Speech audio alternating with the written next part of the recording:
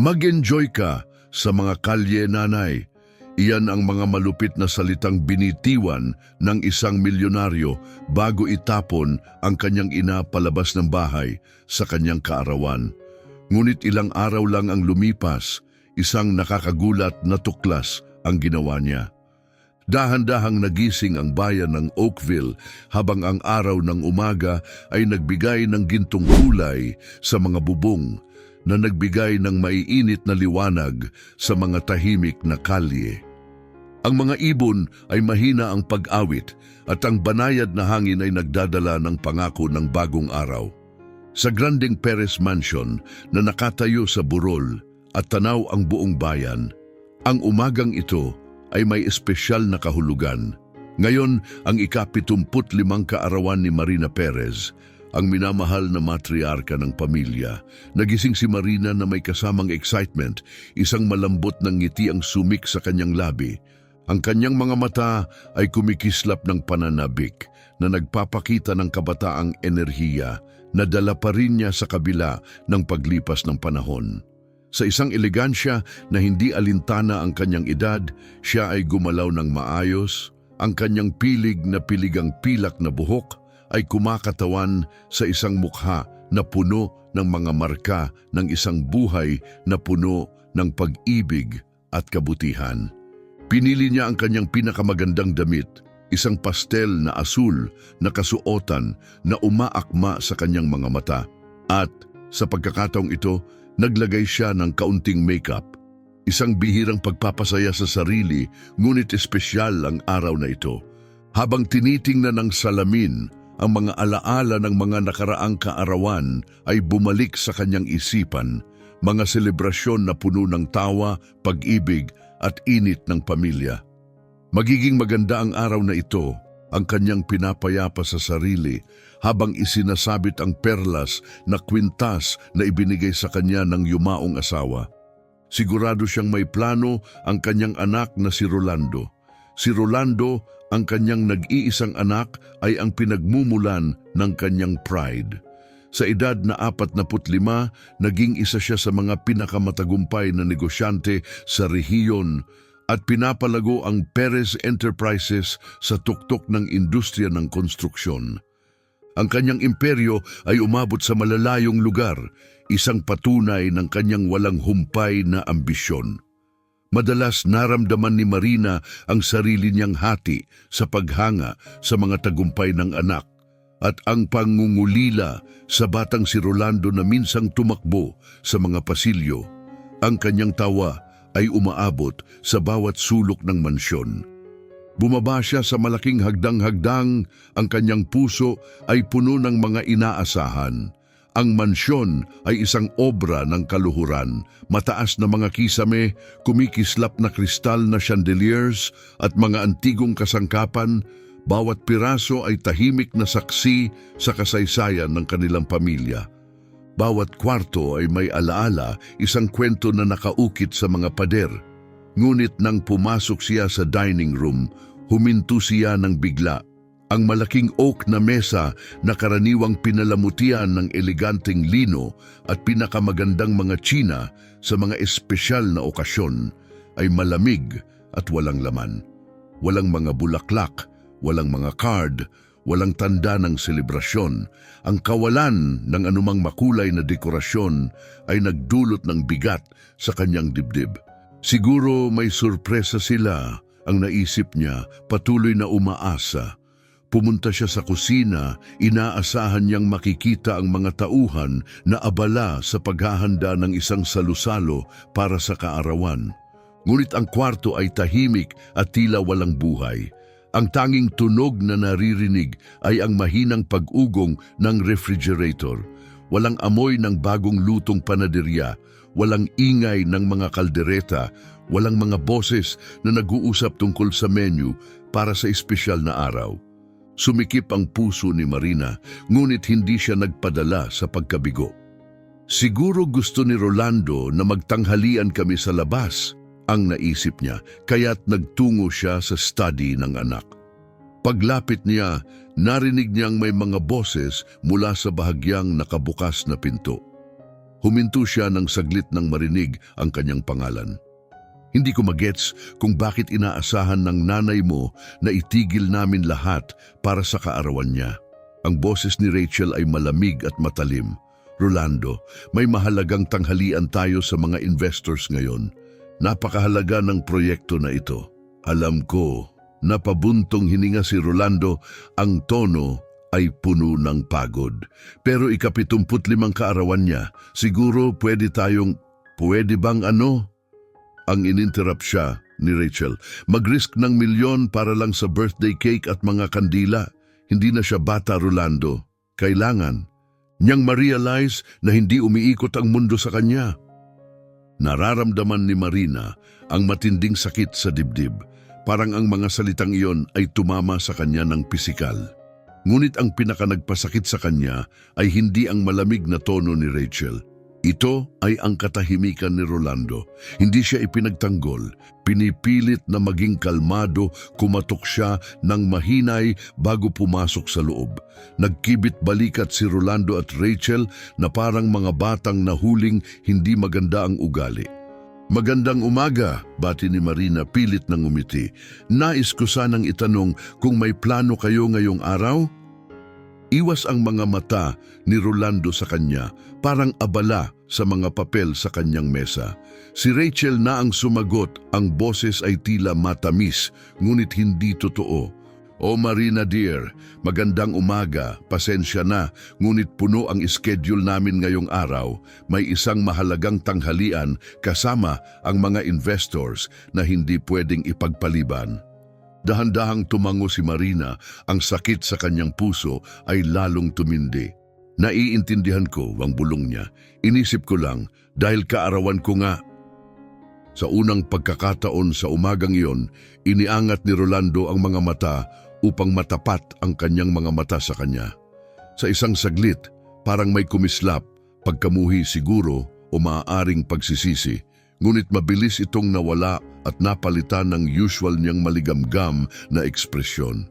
Nay, sabi niya, ang boses ay walang init. Alam mo kung gaano kahalaga ang meeting na ito. Hindi natin pwedeng kansilahin. Sigurado akong naiintindihan mo. Ang mga luha ay halos malunod siya, ngunit pinigilan niyang umiyak. Ayaw niyang makita nila ang kanyang sakit. Siyempre, ang bulong niya, ayaw ko maging pabigat, anak. Naramdaman ang tensyon sa kwarto, kaya si Rachel ay nagpakita ng hindi tapat ng ngiti para ayusin ang sitwasyon. Siguro, pwede tayong gumawa ng isang bagay mamaya ng gabi, tama ba Rolando? Isang maliit na cake pagkatapos ng hapunan? Bago makasagot si Rolando, tumunog ang telepono sa kanyang mesa. Agad niya itong kinuha. Ang kanyang mukha ay nagbago at parang muling pumasok sa kanyang business mode, parang hindi nangyari ang lahat ng ito.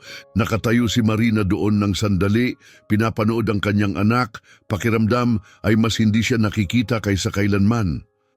Nasa labas ako sa loob ng 20 minuto, sabi ni Rolando bago niya tinapos ang tawag. Tumayo siya agad, kinuha ang kanyang briefcase. Pasensya na nanay, pero kailangan ko nang umalis. May biglaang nangyari sa trabaho. Nakatayo si Marina, pinapanood ang anak na nagmamadaling umalis. Bawat galaw niya, bawat maliit na aksyon ay nagsisilibing malinaw na mensahe, hindi na siya mahalaga sa buhay ng anak.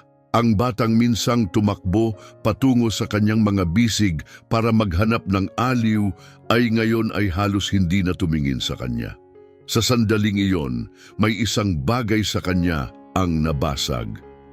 Ang mga taon ng walang kondisyong pagmamahal, tahimik na sakripisyo at pagtanggap ng kaunti lamang na atensyon mula sa anak ay biglang bumagsak sa isang masakit na sandali ng realisasyon. Huwag mo na akong istorbohin, bulong niya. Ang kanyang boses ay bahagyang hindi matatag habang idinagdag niya, hindi ko kailangan ang iyong awa o ang huling minutong pagsubok mo na gawing kasama ako. Natumpo si Rolando, nagulat sa kapaitan ng kanyang tono. Sa kabilang kwarto, si Rachel ay nahirapang itago ang isang ngiting nasiyahan. Nanay, huwag kang ganito. Simula ni Rolando, ngunit pinutol siya ni Marina.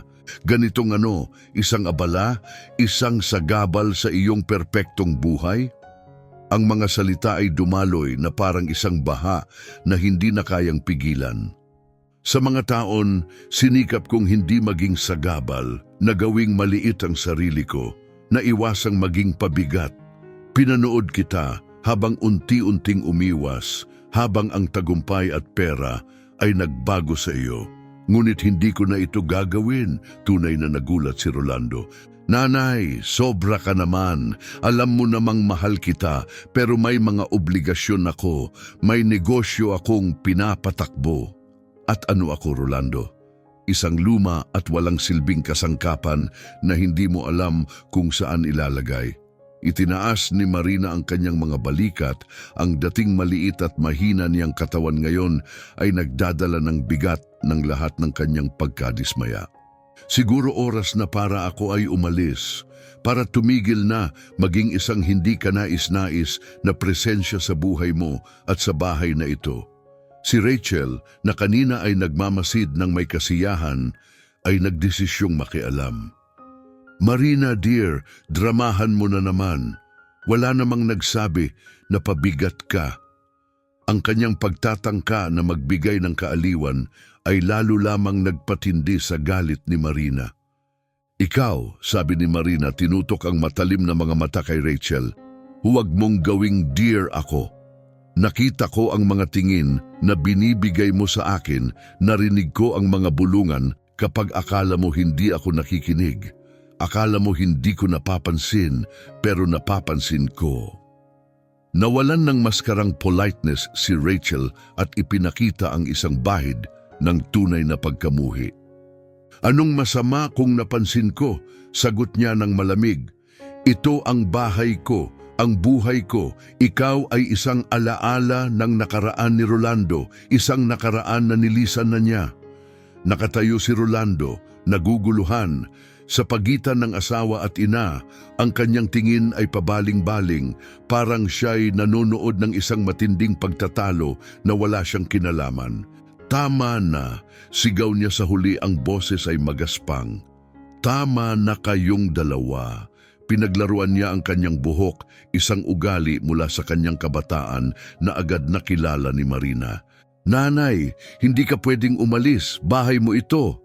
Ngunit may isang bagay sa kanyang boses, marahil isang pahiwatig ng pag-aalinlangan o kahit kaunting ginhawa sa ideya ng kanyang paglisan na siyang huling hampas. Hindi, Rolando, sagot ni Marina, ang tono ay kalmado ngunit puno ng lungkot. Matagal nang hindi ito aking bahay. Umalis na ako ngayong araw. Huwag kang magbiro, tinawanan siya ni Rachel. Saan ka pupunta? Wala ka namang buhay labas ng bahay na ito. Kahit gaano kalupit ang kanyang mga salita, may ilang katotohanan din sa mga iyon. Ibinuhos ni Marina ang buong buhay niya sa kanyang pamilya, sa bahay na ito. Labas ng mga pader ng bahay, ang mundo ay malawak at hindi tiyak. Ngunit sa sandaling iyon, parang mas mabuti na ang kahit anong lugar kaysa manatili sa isang lugar kung saan hindi na siya tinatanggap. Iyan ang aking problema, sabi niya ng tahimik, patuloy na naglalakad patungo sa pinto. Umalis na ako bago pa kayo bumalik mula sa inyong mahalagang tanghalian. Marahil ay naramdaman ni Rolando na nawawala na ang kontrol sa sitwasyon o marahil ay pinaasa siya ng huling bakas ng pagsisisi. Ginawa niya ang pagkakamaling magpasya ng kanyang kapalaran.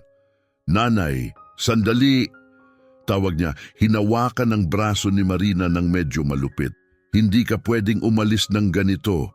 Anong sasabihin ng tao? Anong mangyayari sa reputasyon ko kapag nalaman nilang ang matandang nanay ko ay itinapon sa kalsada? Ang matinding katahimikan ay sumunod sa mga salita niyang iyon. Pinagmasdan ni Marina ang mukha ng anak, hinahanap ang batang kanyang pinalaki, ang lalaking inaasahan niyang magiging. Ngunit ang tanging nakita niya ay isang estranghero, isang taong nilamon ng ambisyon at sariling interes. Bitawan mo ako, Rolando, sabi niya ng mahinahon. Bagamat ang boses niya ay may kasamang walang pag-aalinlangan na pagtatapos. Ngunit si Rolando, na patuloy na naguguluhan at galit, ay hindi binitiwan ang kanyang hawak. Sa halip, sinabi niya ang mga salitang magpaputol ng kanilang ugnayan magpakailanman. Sige, mag-enjoy ka sa mga kalye, nanay. Hindi ka na welcome dito, ngayon o kailanman. Ang kanyang mga salita ay tumama parang sampal. Umurong si Marina, pinalaya ang sarili mula sa hawak ni Rolando. Sa kabilang kwarto, si Rachel ay bahagyang ngumiti ng masaya. Rolando! Nagsimula si Marina, ngunit tumigil siya. Ano pa ang natirang sasabihin? Ang anak na minahal niya, ang batang minsang naging liwanag ng kanyang buhay, ay ipinakita sa kanya kung sino siya talaga. Wala nang salita, tumalikod siya at umalis. Habang naglalakad siya sa mga magagarbong pasilyo ng mansyon, ang mga alaala ng mga masasayang sandali ay bumalot sa kanya. Ngunit ngayon ay parang malayo na, tinutukso siya sa bawat hakbang. Pumunta siya sa kanyang kwarto, kinuha ang isang maliit na maleta at nagsimulang mag-impake ng hindi nag-iisip. Ang mga tahimik na luha ay dumaloy sa kanyang mukha. Samantala, sa study, tila na-realize na ni Rolando ang bigat ng kanyang mga ginawa. Tinutok niya ang kanyang mga mata sa kanyang mga kamay na parang hindi niya na ito kilala. Ano na ang ginawa ko? Bulong niya. Si Rachel, sa kabila ng lahat, ay hindi nagpakita ng anumang pagsisisi. Inayos ang kanyang perlas na kwintas at simpleng nagsabi, kung ano ang kailangan. Panahon na para malaman ng matandang babae ang kanyang lugar. Lumabas si Rolando mula sa kanyang pagkabigla at tinanaw si Rachel. Ang unang pagkakataon na nakita niyang malinaw ang asawa, hindi bilang babaeng kanyang minahal, kundi bilang isang nilalang na walang laman at malupit. Isang tao na ang puso ay kasing lamig ng yelo. Paano kaya napunta sila sa ganitong punto? Bago pa man magkaroon ng pagkakataon si Rolando na pag-isipan ang lahat, pinutol ni Rachel ang kanyang mga iniisip. Halika na, Rolando, hindi tayo pwedeng malate sa tanghalian, hindi maghihintay ang mga investors. Sarah, ay hindi ko alam kung anong sasabihin, bulong ni Marina, ang boses ay medyo hindi pa matatag. Huwag ka nang mag-alala, wala kang kailangang sabihin. Binigyan siya ng kalmado at magaan na pagtulong ni Sarah. Hugutin mo lang ang kandila at magtama ka ng hiling. Pumikit si Marina, hinayaan ang bigat ng araw na mag-ayos ng sandali. Nang buksan niya ang kanyang mga mata, may isang bagay na nagbago, may bagong tiwala na kumislap sa kanyang mga mata. Huminga siya ng malalim, hinipan ang kandila na may layunin, parang tinataboy ang sakit at pasanin ng nakaraan kasabay ng apoy. Ngumiti si Sarah. Ano ang hiling mo? Sa unang pagkakataon ng araw na yon, sumulyap si Marina ng isang ngiti, isang tunay na init sa kanyang mukha. Hiningi ko ang lakas na magsimula muli, sagot niya ng matatag, upang patunayan kay Rolando at sa lahat ng iba pa na marami pa akong maibibigay. Tumango si Sarah na may pag-apruba. At magagawa mo, mahal ko, walang duda tungkol diyan. Habang nagsisip-sip sila ng tsaa at kumakain ng maliit na cake, naramdaman ni Marina ang tahimik na pakiramdam ng pagpapagaan ng loob. Oo, marami siyang nawala sa araw na yon.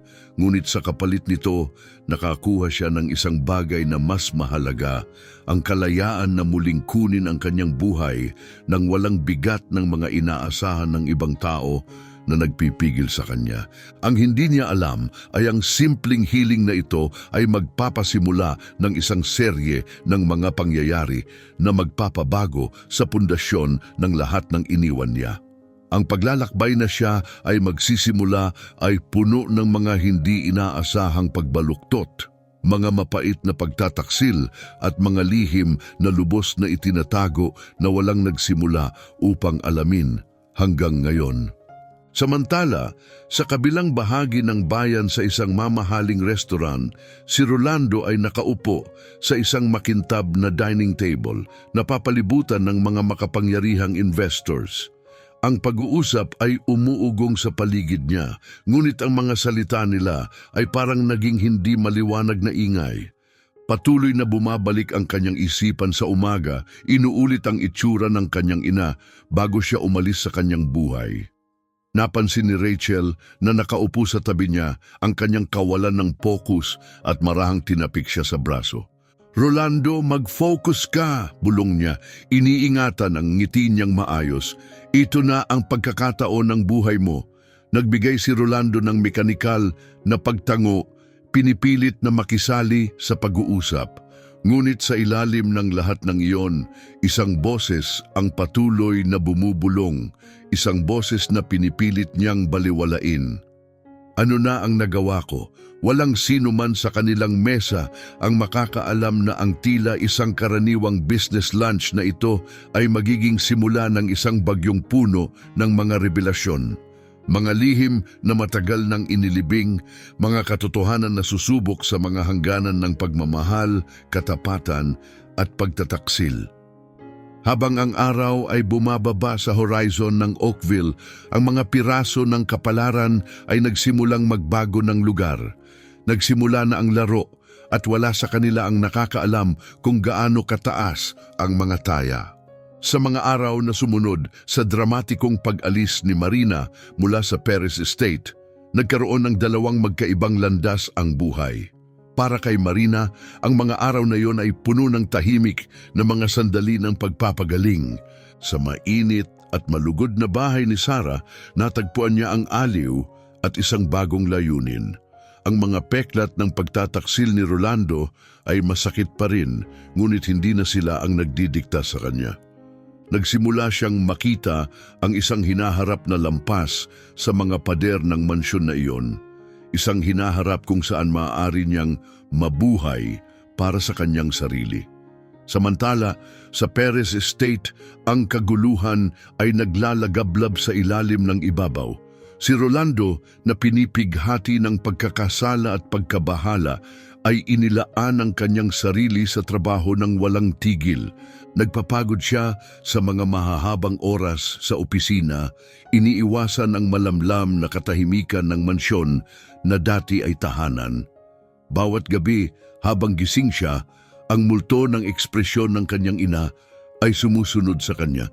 Si Rachel naman sa kabilang banda ay nagtagumpay sa pagkawala ni Marina.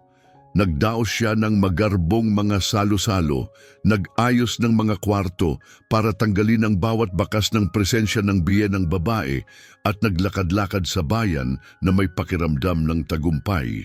Ngunit sa ilalim ng kanyang kumpiyansang panlabas, nagsisimula ng magpakita ang mga bitak na hindi niya kayang balewalain. Pagkalipas ng isang linggo mula sa malungkot na kaarawan, isang hindi inaasahang bisita ang dumating sa bahay ni Sarah. Binuksan ni Sarah ang pinto at nakita ang kanyang kapatid na si Mark na nakatayo sa pintuan. "Mark!" sigaw niya, nagulat ngunit natutuwa. "Anong dala mo dito?" Si Mark, isang veteranong dating detective na may matalim na mga mata na hindi nakakalimutan ng mga detalye, ay nagbigay ng mahinang ngiti. "Kailangan ko bang magkaroon ng dahilan para bisitahin ang paborito kong kapatid?"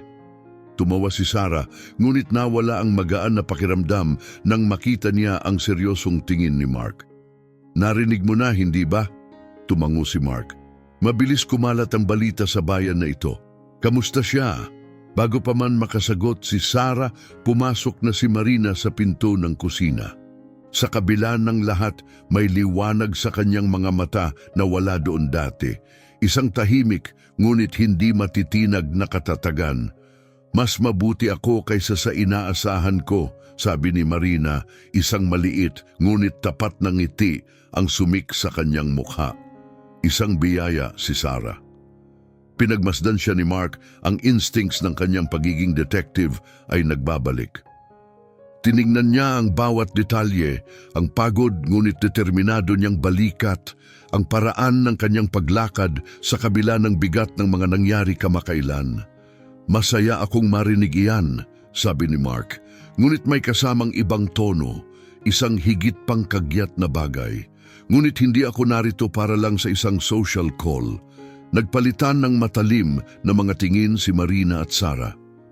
"Mark," sabi ni Sarah, ang boses ay maingat. "Anong nangyayari?" Naglakad si Mark papunta sa mesa sa kusina at tinawag silang maupo. Pagkatapos nilang maglakad papunta roon, lumapit siya at bumangon ng bahagya. "Pinapanood ko si Rachel," umamin siya. "Si Victor ay bumulong ng mura. Pwede itong magwasak ng lahat. May hinala ba si Rolando?" Hinaplos ni Rachel ang kanyang ulo at kumalma. Hindi siya nakikita. Ang buong atensyon niya ay nasa mahal niyang kumpanya. Wala siyang ideya kung anong nangyayari sa ilalim ng kanyang ilong. Naglakad si Victor sa maliit na opisina. Ang mukha niya ay seryoso at puno ng kalkulasyon. "Kung ganon, kailangan nating bilisan ang plano. Dati may panahon pa tayo. Pero ngayon na wala na ang ina sa bahay, may bihirang pagkakataon na lumabas." Pinagmasdan siya ni Rachel, may halong paghanga at kaba sa kanyang mata. "Anong ibig mong sabihin?" Tumigil si Victor at ngumiti ng malamig. "Magpapasok tayo sa ikalawang phase. Maghanda ka, mahal ko. Malapit nang maging kawili-wili ang lahat para sa mga Perez." Habang si Rachel at Victor ay nagsasagawa ng kanilang plano sa dilim, si Rolando ay nagsisisi at nalunod sa sarili niyang mga pagsisisi. Samantala, hindi nila alam ni Marina, Sarah at Mark na naglalakad na sila sa isang landas na maglalantad ng mga lihim na kayang magpabago ng Oakville. Ang mga sumunod na araw ay isang magulong pagkilos at mga tahimik na revelasyon. Si Marina, Sarah at Mark ay naging mga investigador sa kanilang sarili. Bawat isa ay gumaganap ng kanyang bahagi ng maingat. Tinitiyak na walang makakaramdam na may hinala sila kay Rachel at Jason. Si Mark, gamit ang kanyang mga dating instinct bilang detective, ay gumugol ng mga oras sa pagsubok na matrace ang mga financial transactions. Sinusundan ang isang magulong web ng pera na gumagalaw papasok at palabas ng mga hindi kilalang account. Si Sarah, ang guro na may koneksyon sa buong bayan, ay nakikinig ng mabuti sa mga bulong-bulungan sa bayan at tinitipon ang mga maliliit ngunit mahalagang tsismis. At si Marina, siya ay nakikipaglaban sa mga emosyon na nais niyang kalimutan.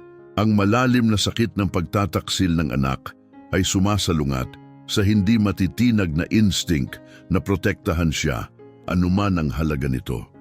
Pagkatapos isang hapon, habang tinutulungan ni Marina si Sarah sa paghahanda ng hapunan, pumasok si Mark sa pintuan na mayroong matinding ekspresyon. "May nahanap ako," aniya. Itinapon ang isang makapal na Manila envelope sa mesa ng kusina. Si Marina at Sarah ay nagmamadali at nilapitan ang envelope. Ang kanilang mga mata ay mabilis na lumipat mula kay Mark patungo sa misteryosong envelope. "Ano yon?" tanong ni Marina. Ang boses ay halos hindi marinig. Ipinakita ni Mark ang nilalaman, mga litrato, mga bank statements, mga dokumento na may markang pulang tinta. "Pinapalakas ko ang panunood sa pera," paliwanag niya, "at may mali sa Perez Enterprises." Sumandal si Marina at Sarah sa mga papel. Diyan sa itim at puti, may mga pagkakaiba sa financials, mga bank transfers na hindi tumutugma, mga coded emails, mga revenue na hindi ka panipaniwala. "Hindi ko maintindihan," ang sabi ni Sarah, nakakunot ang noo. "Anong ibig sabihin nito?" Pinakita ni Mark ang 2 kolum ng mga numero. Ang mga numerong ito ay kumakatawan sa mga nakareport na kita para sa isa sa pinakamalaking proyekto ng kumpanya. At ito naman, tinutok niya ang daliri sa isang dokumento, ang mga aktwal na numero. Nahulog ang panga ni Marina, inilagay ang kamay sa kanyang dibdib. Milyon-milyon ang nawawala. Tumango si Mark ng seryoso. Mayroong isang tao na kumikita mula sa kumpanya sa loob ng ilang buwan, marahil taon na. Umakyat si Marina sa isang silya, ang isip ay nag-iisip ng mabilis. "Rolando?" tanong niya, ang boses ay puno ng hindi paniniwala. Umakyat ang kilay ni Mark. Hindi ko iniisip. Ayon sa lahat ng nakuha ko, nakatutok siya sa bagong proyekto, hindi halos kasali sa mga financials. Si Sarah, na patuloy na pinag-aaralan ang mga ebidensya, ay nagtaas ng litrato. Si Rachel, lumabas mula sa parehong misteryosong opisina na pinagmamasdan ni Mark. Si Rachel, bulong ni Sarah. Iniisip mo ba na siya ang may gawa nito? Pinagmasdan ni Mark ang buhok, nagpapakita ng pagkabigo. Posible, pero hindi siya mag-isa. Para ilipat ang ganitong klase ng pera nang hindi naaalarma, kailangan niyang may kakasama sa loob ng kumpanya. Ang puso ni Marina ay sumabog habang ang realisasyon ay sumik. Si Jason, bulong niya, lubos siyang nagtitiwala kay Jason. Siya lamang ang may access sa mga ganitong uri ng financial data. Isang malalim na katahimikan ang bumulusok sa kwarto habang lumalaki ang katotohanan. Kung si Rachel at Jason ay nagtutulungan, hindi lamang kay Rolando ang nakataya pati ang buong kinabukasan niya. Kung matutuklasan ang ganitong laki ng panlilinlang, maaaring magkaroon siya ng criminal charges kahit hindi siya kasali. Si Marina ay humigpit ang mga kamao. Kailangan natin siyang kausapin. Nag-alinlangan si Sarah. Marina, pagkatapos ng ginawa niya sa iyo, sigurado ka. Tumayo si Marina, ang mga mata ay naglalagablab ng matinding determinasyon. Siya ang anak ko. Ano man ang nangyari, hindi ko siya pababayaan na masira ang buhay niya. Tumango si Mark. Sang-ayon ako, pero kailangan maging maingat tayo. Kung si Rachel at Jason ang nasa likod nito, hindi nila papayagan na maging sagabal tayo. Hindi natin alam kung hanggang saan sila magpupumilit na itago ang kanilang mga lihim. Pilit na nilunok ni Sarah ang kanyang kaba. Ano ang plano? Kinuha ni Mark ang mga dokumento. Mabilis na nag-iisip. Kailangan natin ng matibay na ebidensya, isang bagay na hindi matatanggi. At kailangan natin ng paraan upang makausap si Rolando nang hindi nila nalalaman. Si Marina ay tumingin sa bintana, tumitig sa direksyon ng Perez Mansion. Ang puso ay puno ng pagmamahal, sakit at hindi matitinag na determinasyon. Anuman ang mangyari, bulong niya, gagawin ko ang lahat upang protektahan ang anak ko. Habang ang araw ay bumababa sa horizon, pinapinturahan ang langit ng mga kulay pula at ginto. Hindi nila alam ni Marina, Sarah at Mark na ang kanilang investigasyon ay nagsimula na ng isang mapanganib na chain reaction. Samantala, sa Perez Mansion na hindi nakakaalam sa darating na bagyo, nag-aayos si Rachel para sa isang gabi ng marangyang pagpapakita. Lumapit siya sa salamin, ipinapahid ang perpektong coat ng pula ng lipstick nang mag-vibrate ang kanyang telepono. Nag-flash sa screen ang mensahe. Handa na ang phase 2. Maghintay ka sa aking signal. Ang refleksyon ni Rachel sa salamin ay ngumiti ng malamig. Ang mga labi ay kumurba ng isang matalim na ngiti. Malapit na, bulong niya. Malapit na. At kaya, habang ang mga lihim ay naghuhumaling sa ilalim ng ibabaw at ang mga pagkakaibigan ay nasusubok, ang entablado ay nakahanda para sa susunod na bahagi ng isang drama na hindi na kayang pigilan. Ang katotohanan ay pilit na umaabot sa ibabaw at pagdating nito walang makakaligtas. Isang hapon habang pinag-aaralan nila ang mga pinakahuling natuklasan, biglang nagsalita si Mark ng may tagumpay. Natagpuan ko na, sabi niya, itinaas ang isang dokumento sa hangin. Alam ko may mali sa mga transaksyon na ito. Agad na nagmadali sina Marina at Sarah, ang kanilang mga kuryosidad at kaba ay patuloy na lumalaki. Ano ang natagpuan mo? Tanong ni Marina. Ang boses ay puno ng pananabik. Ipinagkalat ni Mark ang dokumento sa ibabaw ng mesa, isang financial report na puno ng mga numero at code na mahirap intindihin para sa hindi bihasang mata. Tingnan mo rito, sabi niya, tinutukoy ang isang serye ng mga transaksyon. Ang mga pagbabayad na ito na di umano'y pupunta sa mga supplier ay talagang inililipat sa isang pribadong account sa Cayman Islands. Ngumiti si Sarah. At ano ang ibig sabihin nito? Ibig sabihin, sabi ni Mark, ang tono ay seryoso. May isang tao na nagpapalabas ng milyon-milyong dolyar mula sa kumpanya ni Rolando at nagawa nila ito ng napakatalino kaya't halos hindi nakikita. Nararamdaman ni Marina na nawawala ang kulay sa kanyang mukha habang siya ay nauupo sa isang upuan. Diyos ko, bulong niya. Magkano? Magkano na ang kanilang kinuha? Huminga ng malalim si Mark. Mahirap tukuyin ang eksaktong halaga pero mula sa aking pagsubok, tinatayang umaabot na ito sa 10 milyong dolyar sa nakalipas na 2 taon. Isang mabigat na katahimikan ang bumagsak sa kwarto habang ang bigat ng revelasyon ay lumulubog. Si Marina ang unang nagsalita. Kailangan nating sabihin kay Rolando, sabi niya ng matatag, ang mga kamay ay medyo nanginginig. Ano man ang nangyari sa amin, hindi ako makakatayo lang habang pinapasira nila ang lahat ng pinaghirapan niya. Naglagay ng reassuring na kamay si Sarah sa kanyang balikat. Marina, pagkatapos ng lahat ng nangyari, sigurado ka? Pagkatapos ng ginawa niya sa iyo? Tinaas ni Marina ang kanyang baba, ang determinasyon ay tumigas sa kanyang mga mata. Anak ko siya, Sarah, anuman ang nangyari sa amin, hindi ko siya pwedeng pabayaan. Tumango si Mark, kinokolekta ang mga papel. Sang-ayon ako, pero kailangan nating mag-ingat.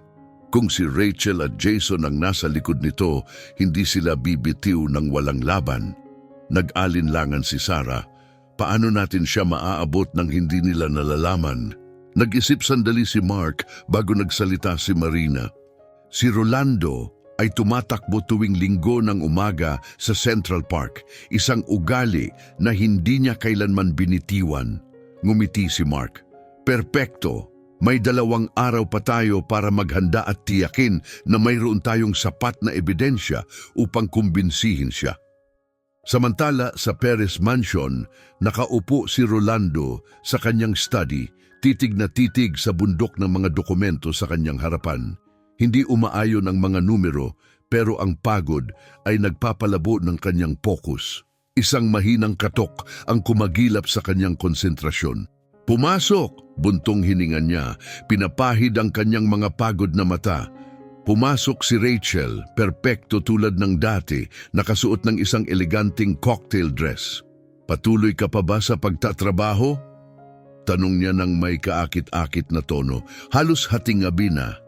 Nagulat si Rolando at tiningnan ang orasan, hindi makapaniwala kung gaano kabilis lumipas ang oras. Pasensya na, love. Ang mga reports na ito may parang mali, pero hindi ko masabi kung ano. Naglakad si Rachel sa likod niya, inigaan ang kanyang mga kamay sa kanyang mga balikat at minamasahe ang tensyon sa kanyang leeg. Pinapagod mo ang sarili mo, mahal. Kailangan mo ng pahinga. Si Rolando ay naupo at ipinikit ang kanyang mga mata saglit. Siguro tama ka, pero mula nang umalis si Mom, parang lahat ay lumalabas sa kontrol. Nang marinig ang pangalan ni Marina, bahagyang nanigas ang mga kamay ni Rachel. Ngunit hindi ito napansin ni Rolando. Pinili na ng nanay mo, malumanay niyang sinabi. Hindi mo na kailangang sisihin ang sarili mo tungkol doon. Tiningnan ni Rolando si Rachel. Sa tingin mo ba tama ang ginawa ko? Pinabayaan ko siya ng ganon. Sandaling may kumislap sa mukha ni Rachel. Pagkamuhi, alinlangan. Pero nawala ito nang mabilis na parang hindi iyon nangyari. Pinili mo ang nararapat, bulong niya. Ngayon, matulog ka na. Magiging malinaw ang isip mo bukas. Humilamos si Rolando at tumayo, binigyan ng mga dokumento ng isang huling sulyap. Ang pakiramdam na iyon ng hindi pagkakaayos ay hindi umalis. Pero masyado siyang pagod upang magpatuloy sa paghahanap. Kinabukasan ng gabi, habang natutulog si Rolando, tahimik na gumapang si Rachel palabas ng kama. Sa mahusay na kalikasan, naglakad siya pabalik sa study. Ang mga mata ni Rachel ay mabilis na tumingin sa mesa hanggang makita ang hinahanap na bagay. Mabilis niyang kinuha ang mga larawan ng mga financial reports gamit ang kanyang telepono. Tinitiyak na nakukuha ang bawat mahalagang detalye. Matapos ayusin ang lahat ng bagay pabalik sa dati, bumalik siya sa kama. Habang mahimbing ang tulog ni Rolando sa tabi niya, hindi siya nakakapansin ng anumang pagtataksil. Nag-type si Rachel ng mensahe sa kanyang telepono. Ang ibon ay nagsimula ng kumanta, bilisan ng plano. Sa kabilang bahagi ng bayan, sa isang makintab at madilim na apartment, nag-vibrate ang telepono ni Jason Carter. Binasa ang mensahe, isang malamig na ngiti ang kumalat sa kanyang labi. Intindi ko, ang kulungan ay handa na. Bukas, papunta na tayo sa huling phase. Linggo ng umaga, ang langit ay nag-extend sa isang perpektong asul, tahimik at hindi nagmamalasakit sa kaguluhan sa ilalim ng mahinahong ibabaw. Nagising si Marina bago mag-down. Ang puso ay mabilis na tumitibok sa kanyang dibdib. Pinagmamasdan siya ni Sarah ng mabuti. Sigurado ka ba tungkol dito? Tumango si Marina, ang boses ay matatag. Kailangan kong gawin ito para kay Rolando. Sa pagsikat ng araw, dumating si Mark, briefcase sa kamay, puno ng hindi matitinag na ebidensya. Handa na ba? Tanong niya, ang tensyon ay naramdaman sa kanyang boses. Huminga ng malalim si Marina. Tara na. Tahimik silang nag-drive papuntang Central Park. Bawat isa ay abala sa kanilang mga iniisip. Pagdating nila, nag-ayos sila sa mga estratehikong lugar sa daraanan ni Rolando para sa kanyang umaga ang takbuhan. Hindi nila kailangan maghintay ng matagal. Pag-abot ng unang gintong sinag ng araw sa parke, lumabas si Rolando mula sa malayo. Ang takbo ay matatag. Ang pokus ay nakatuon sa unahan, hindi alam kung ano ang naghihintay sa kanya. Nagmumula ang puso ni Marina nang makita ang anak na papalapit. Anuman ang nangyari sa pagitan nila, hindi kailanman nagbago ang pagmamahal niya. Ayan na siya, bulong ni Marina. Nagbigay ng maliit na tango si Mark. Sundin natin ang plano. Kailangan natin maging malinaw, pero maingat. Hindi natin alam kung may ibang nakamasid. Habang papalapit si Rolando, lumakad si Marina papunta sa kanya, tumigil siya ng bigla, ang ekspresyon ay lumipat mula sa gulat patungo sa isang komplikadong halo ng emosyon. Ma'am, ang boses ay puno ng kalituhan at marahil sandali lang may tunog ng pangungulila. Anong ginagawa mo dito? Huminga si Marina ng malalim at nilapitan siya. Rolando, kailangan natin mag-usap. Mahalaga ito. Tiningnan ni Rolando si Sarah at Mark sa unang pagkakataon at ang mukha niya ay naging matigas. Kung ito ay isang uri ng intervention, hindi, pinutol ni Mark, lumakad pasulong na may hawak na briefcase. Mr. Perez, may ebidensyang kailangan mong makita. Ito ay tungkol sa iyong kumpanya at iyong asawa. Nagkakunot ang noo ni Rolando, ang katawan ay nagiging defensive. Si Rachel, anong ibig mong sabihin? Anong koneksyon ng kumpanya ko sa kanya? Hinalikan ni Marina ang kanyang mga kamay at tinitigan siya ng mata ng nagmamakaawa. Rolando, alam ko kung gaano kasakit ito. Ngunit kailangan mong makinig, ikaw ay nasa panganib. Ang isang bagay sa boses ng ina ay tumigil sa kanya. Isang urhensya na hindi niya narinig sa loob ng taon. Pinagmasdan ni Rolando ang mukha niya, naghahanap ng senyales ng pandaraya pero wala. Sige, sagot niya sa huli, ang boses ay nag-aalangan. Mag-usap tayo, pero sana'y maganda ang sasabihin mo. Hindi nag-aksaya ng oras si Mark. Binuksan ang briefcase, inalis ang makapal na folder na puno ng mga dokumento, financial records at mga hindi matitinag na ebidensya. Rolando, nagsimula siya, natuklasan namin ang malaking panlilinlang sa kumpanya mo. Milyon-milyong dolyar ay ipinapasa sa mga offshore account. Inabot ni Rolando ang mga papel, ang mga kamay ay nanginginig habang binabasa ang mga numero, ang mga account transfers, ang mga coded emails. Ang mukha niya ay pumuti. Hindi ito pwede, bulong niya. Dapat ay napansin ko ito. Pinagplanuhan nilang mabuti ang lahat, ipinaliwanag ni Mark. Ngunit may higit pa. Naniniwala kami na ang iyong asawa na si Rachel at ang iyong matalik na kaibigan na si Jason Carter ay nasa likod nito. Nagsnap ang ulo ni Rolando, ang hindi paniniwala at sakit ay malinaw sa mga mata niya. Hindi, sabi niya ng matatag, imposible. Hindi gagawin ni Rachel yon. Si Jason ay best friend ko. Para na siyang kapatid sa akin. Lumapit si Marina ng isang hakbang. Ang puso niya ay sumasakit para sa anak. Rolando, sabi niya ng mahinahon, alam ko kung gaano ito kasakit. Ngunit kailangan mong buksan ang mga mata mo. Ginagamit nila ang tiwala mo laban sa iyo. Nagbackpedal si Rolando, parang tinamaan siya ng mga salitang iyon. Pinagdaan niya ang kanyang kamay sa buhok, nahirapan tanggapin ang lahat. Kailangan ko ng oras upang mag-isip, sabi niya sa wakas. Ito'y sobrang dami, tumango si Marina. Siyempre anak, ngunit maging maingat ka. Hindi natin alam kung gaano kalayo sila pupunta upang itago ang lihim na ito. Tumingin si Rolando kay Marina at sa isang saglit nakita ni Marina ang batang siya, ang batang dating nagtitiwala sa kanya ng buo. Ngunit mabilis ding nawala ito at bumalik ang maskara ng negosyante. Salamat sa pagdala nito sa akin, sabi niya. Ang boses ay kalmado at malayo.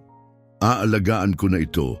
At sa mga salitang iyon, tumalikod siya at nagpatuloy na tumakbo papalayo sa landas. Iniwan si Marina, Sarah at Mark na pinagmamasdan ng tumatakas na anino. Sa tingin mo ba naniwala siya sa atin? Tanong ni Sarah ng malumanay. Si Marina ay bumuntong hininga ng malalim. Ang puso ay mabigat sa pag-aalala. Hindi ko alam, sabi niya ng tapat. Ngunit kahit paano, alam na niya. Sana hindi pa huli ang lahat. Hindi nila alam na may isang taong nagmamasid. Nakatago sa mga halaman, hawak ng isang lalaki ang isang maliit na recorder. Kinukuha ang bawat salitang kanilang binanggit. Pagkatapos mawala si Rolando sa kanilang paningin, inilabas niya ang telepono at nagdial. Ma'am, bulong niya, may problema tayo. Alam na ng matandang babae ang lahat. At sinabi niya kay Rolando. Sa Perez Mansion, ang mga kamay ni Rachel ay nanginginig habang hawak ang telepono, ang mga daliri ay puti sa higpit. Naunawaan, sabi niya, ang boses ay parang yelo. Simula ng contingency plan, oras na upang tapusin ito isang beses at para sa lahat. Pagkatapos, isara ang telepono, tiningnan niya ang window, tinitigan ang bayan sa ibaba. Ang usual na maskara ng charm at elegance ay nawasak. Pinalitan ng puro galit at walang awa na determinasyon. Ngayon gusto mo bang maglaro, Marina? Bulong niya sa sarili. Ang mga labi ay nakangiti ng masama. Okay lang, maglaro tayo. Ang katotohanan ay lumabas na. Ngunit ang mga konsekwensya ay magpapagulo sa lahat ng kasali. At wala sa kanila, hindi pati sila na nag-iisip na may kontrol ang handa sa susunod. Isang mahinang katok sa pinto ang nagpatigil kay Rolando mula sa kanyang mga iniisip. Pinahid niya ang mga pagod niyang mata. Pumasok, sabi niya, ang boses ay magaspang mula sa pagod. Pumasok si Rachel, perpekto tulad ng dati, suot ang isang eleganteng araw na kasuotan. Ang ekspresyon niya ay may kababaan, ngunit may isang bagay sa kanyang mga mata, isang mabilis na pagbabago, hindi mabasa, na agad na nagpatindig ng balahibo kay Rolando. Rolando, sabi niya ng malumanay, nilapitan siya, bumangon ka pa ng buong magdamag. Anong nangyari? Pinagmasdan siya ni Rolando, naghahanap ng katotohanan sa babala ng kanyang ina. Ngunit ang nakita niya ay ang babaeng itinayo niya ang buhay, ang babaeng minsan ay nagtitiwala siya ng buo. Rachel, sabi niya ng maingat, ang boses ay tensyonado. Kailangan ko sanang magtanong sa iyo ng isang bagay at kailangan ko ang buong katotohanan. Umakyat si Rachel sa isang silya, ang ekspresyon ay perpekto.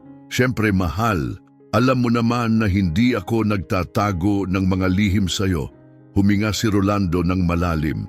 May kinalaman ka ba sa anumang uri ng financial fraud sa kumpanya? Sa isang saglit, may mabilis na kumislap sa mukha ni Rachel. Gulat, takot, pero mabilis itong nawala, kaya't nagduda si Rolando kung ito ba'y natanaw lang niya. Ano? Bahagyang nanginginig ang boses ni Rachel habang tumayo.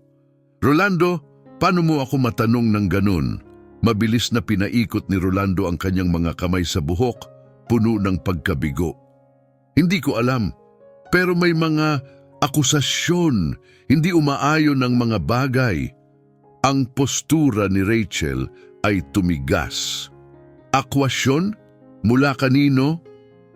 Ang boses ay tumaas. Huwag mong sabihing nakipag-usap ka sa nanay mo. Ang paraan ng pagsabi niya ng nanay na may purong paghamak ay nagpasakit kay Rolando. Hindi ito tungkol sa kanya, sagot niya, galit.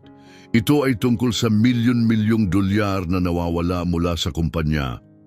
Lumapit si Rachel, kinuha ang kanyang mga kamay sa kanyang mga palad at bumalik sa malumanay na tono. Rolando, bulong niya, nakatingin sa mata, mahal kita. Pinundar natin ang buhay na ito. Sa tingin mo ba gagawin ko ang isang bagay na maglalagay sa panganib nito? Gusto ni Rolando na maniwala sa kanya. Diyos ko, gusto niyang maniwala. Ngunit ang mga salita ng kanyang ina, ang mga ebidensya ni Mark, lahat iyon ay nagiging pabigat sa kanya. Kailangan kong makita ang buong accounting records, sabi niya sa huli, at kailangan ko ring makipag-usap kay Jason. Sa pagtukoy sa pangalan ni Jason, isang mabilis na pagdapo sa mga mata ni Rachel, isang bitak sa maskara, pero agad itong nawala. Siyempre mahal, sabi niya ng malumanay, anuman ang kailangan mo, pero pagod ka na, dapat magpahinga ka muna. Tumango si Rolando ng mabagal. Pakiramdam niya ay pagod na pagod siya, ang isip ay umiikot. Tama ka, magpapahinga muna ako, tapos ay aasikasuhin ko ito. Ngumiti si Rachel at yumakap, isang malambot na halik sa mga labi niya. Magpahinga ka, mahal, bulong niya. Ako na ang bahala sa lahat. Pagkaalis ni Rolando sa kwarto, mabilis na inilabas ni Rachel ang kanyang telepono at nag-type ng isang mensahe na puno ng pagmamadali. Masisira na, bilisan ng plano. Ngayon o kailanman, sa kusina ni Sarah, nakaupo si Marina, Mark at Sarah na nag-uusap, nakatambak ang mga dokumento at pinag-iisipan ang susunod nilang hakbang. Sa tingin mo ba naniwala si Rolando sa atin? Tanong ni Sarah habang nagsusubo ng kape. Tumingin si Marina sa bintana, nag-iisip. Hindi ko alam, matigas ang ulo ni Rolando, pero nakita ko ang pagdududa sa mata niya. Mayroon niyon. Si Mark, habang binabaliktad ang ilang papel, ay tumingala. Hindi na natin kayang maghintay. Kung si Rachel at Jason ay may hinala na may nalalaman si Rolando, magsisimula na silang magtakip ng mga bakas. Tumingin si Marina pabalik sa kanila. Ano ang gagawin natin? Humigpit ang panga ni Mark. Kailangan natin itong dalhin sa mga pulis. Ngayon, may sapat na tayong ebidensya upang makakuha ng warrant para sa kumpanya at sa mansyon. Nag-alinlangan si Marina pero tumango siya ng mabigat. Tama ka, mas malaki ito kaysa sa atin. Habang papalabas sila, tumunog ang telepono ni Marina. Isang hindi kilalang numero. Nagdalawang isip siya bago sagutin. Hello? Ang boses ni Rolando, ang tono ay pilit puno ng pagmamadali. Ma'am, kailangan kita makita. Ngayon na. Nagtigilan si Marina. Rolando? Anong nangyari? Hindi ko maipaliwanag sa telepono, mabilis niyang sinabi.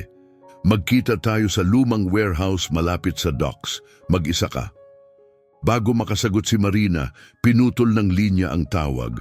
Bumaba ang telepono, ang mga kamay ni Marina ay medyo nanginginig. Anong nangyari? Tanong ni Sarah, nakikita ang alalahanin sa mukha ni Marina. Nilunok ni Marina ang kanyang kaba. Si Rolando, gusto niyang mag-usap agad. Si Mark ay nagmukhang seryoso. Hindi ko ito gusto. Maaaring isang patibong. Wala akong shaking ang ulo ni Marina. Anak ko siya. Kailangan kong pumunta. Samahan ka namin, iginiit ni Sara. Hindi, sabi ni Marina ng matatag. Sinabi ni Rolando na mag-isa. Kayo ni Mark ang magdala ng ebidensya sa mga pulis. Nagdalawang isip si Mark, ngunit sa huli ay sumang-ayon din. Sige, pero kung hindi ka bumalik sa loob ng 1 oras, susundan kita. Pinilit ni Marina na ngumiti. Makakalabas din ako. Ngunit sa kaibuturan ng kanyang puso, hindi siya sigurado. Sa isang madilim na opisina, si Jason Carter ay nakaupo sa likod ng kanyang mesa, titig na titig sa kanyang telepono. Nag-flash ang mensahe ni Rachel sa malalaking titik. Masisira na, bilisan ang plano, ngayon o kailanman. Ngumiti si Jason ng malamig. Nag-type siya ng isang pangungusap. Nakaset up na ang patibong. Hindi na makakalabas buhay ang matandang babae. At si Marina Perez ay papunta direkta rito. Ilang oras ang lumipas habang ang unang gintong sinag ng araw ay pumapahid sa Oakville. Nagtipon sina Marina, Rolando, Sara at Mark sa sala ni Sara. Ang mga steaming cups ng tsaa ay nakatambad sa harapan nila, ngunit walang umiinom. Ang mga pangyayari ng nakaraang gabi, ang mga revelasyon, ang panganib, ang pagtataksil ay patuloy na bumigat sa hangin. Matagal na walang nagsasalita, hanggang sa wakas sinira ni Sara ang katahimikan. Kaya, sabi niya ng malumanay, tinatanaw ang paligid ng kwarto, ano ang mangyayari ngayon? Huminga si Rolando ng malalim, pinapagaan ang kanyang pagod na mukha. Si Rachel at si Jason ay haharap sa mga kasong fraud, pagtatangkang pagpatay, conspiracy. Sino ang nakakaalam kung anong iba pa, sabi niya. At ang kumpanya, tanong ni Sara. Ang ekspresyon ni Rolando ay tumigas, magtatagal, pero sa tingin ko makakabangon tayo mula sa pinansyal na pinsala. Pagkatapos tinuming niya ang kanyang ina, ang mga mata ay puno ng pagsisisi at isang mas malalim na emosyon. Pagmamahal. Ma'am, marami tayong kailangang pag-usapan, marami tayong kailangang ayusin. Hinawakan ni Marina ang kanyang kamay, ang kamay ng isang ina, mainit, matatag, hindi matitinag. May panahon tayo, Rolando, bulong niya, pinisil ang kanyang mga daliri ng mahinahon, ang buong mundo ng oras. Si Mark na kanina pa nagbabalik-balik ng mga papel na kinuha ng mga pulis ay tumingin sa kanila. May mga natagpuan pang mga dokumento sa opisina ni Jason, sabi niya. Lumabas na ang pandaraya ay mas malalim kaysa sa iniisip natin. Maraming ibang mga executive ng kumpanya ang kasali. Nagmumukhang matigas ang panga ni Rolando. Kung ganon, lilinisin natin ang kumpanya. Ang boses niya ay matatag na ngayon. Boses ng isang lalaking sa wakas ay nagbukas ng mga mata. Wala ng mga kasinungalingan, wala ng pandaraya. Mula ngayon lahat ng bagay ay magbabago. Tumango si Marina. At nandyan ako para tumulong, sabi niya ng matatag. Kung gusto mong kunin ako, syempre. Tumingin si Rolando sa kanya at sa unang pagkakataon sa matagal na panahon, isang tapat na ngiti ang sumik sa kanyang mukha. Hindi ko na kayang ibang paraan, ma'am. Si Sara, ang mga mata ay kumikislap ng emosyon, ay umangat ang kanyang tasa ng tsaa. Sa mga bagong simula, sabi niya, isa-isa, sumunod ang iba, tinangkat ang kanilang mga tasa. Sa mga bagong simula, sabay-sabay nilang sinambit, ang mga boses ay malumanay ngunit matatag. Habang umiinom sila ng tsaa, ang unang tunay na sandali ng kapayapaan matapos ang mahabang panahon ay dumating sa kanila. Sa labas, ang araw ay patuloy na tumaas, binabalot ang Oakville sa gintong liwanag. Isang bagong araw ang nagsimula. Isang bagong kabanata ay naghihintay na maisulat. Hindi magiging madali ang daan. Magkakaroon ng mga sandali ng sakit, mga alaala na magbabalik ng mga sugat mula sa nakaraan, mga pagdududa na nagbubulong, magiging pareho pa ba ang lahat? Ngunit sa kabila ng lahat, habang magkasama sa init ng sala ni Sara, mga tasa sa kamay, puso ay muling bukas. Alam ni na Marina, at Rolando na kaya nilang harapin ang anumang pagsubok. Sapagkat sa dulo, ang pagmamahal ng isang ina para sa kanyang anak at ang pagmamahal ng anak para sa kanyang ina ay mas malakas kaysa sa pagtataksil, mas makapangyarihan kaysa sa anumang kasinungalingan. At kaya habang nagigising ang Oakville sa isang bagong araw, nagsimulang magsulat ng isang bagong kwento ang pamilya Perez, isang kwento ng pagpapatawad, ng mga pangalawang pagkakataon at ng hindi matitinag, nakakagamot na kapangyarihan ng walang kondisyong pagmamahal.